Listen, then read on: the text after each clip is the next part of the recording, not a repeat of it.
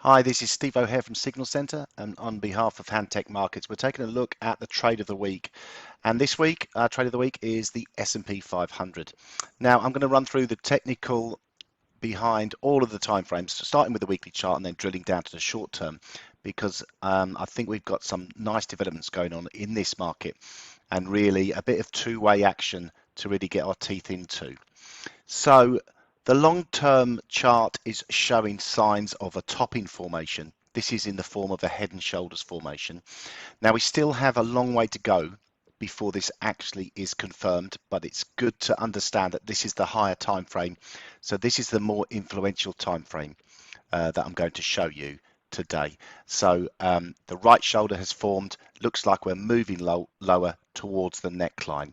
Now we can't call this a confirmed head and shoulders until we get a break of the neckline. So still a way to play out. We really need to get a clear break of around about 4,100 before we can actually sit here and say from a technical perspective, this has formed a top.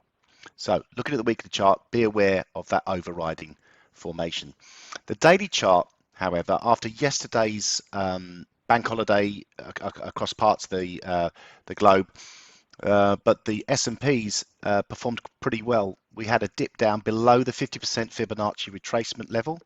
We got down to 4,362, but we've seen a really decent rally, almost an 80-point rally in the last 24 hours.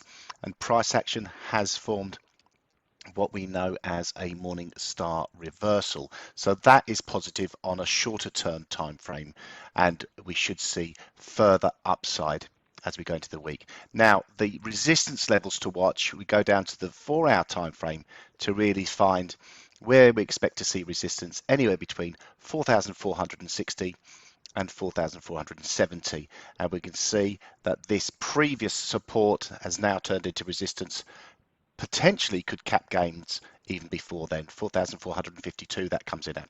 So we're seeing nice momentum into this resistance level. Really depends on how, whether or not we can break above. As I say, a break of 44.72 and a close above there on a 4-hour time frame opens up the upside. That's the levels to watch. But as we said before, please be aware of the overriding bearish formation that we look to be forming on the longer term timeframes.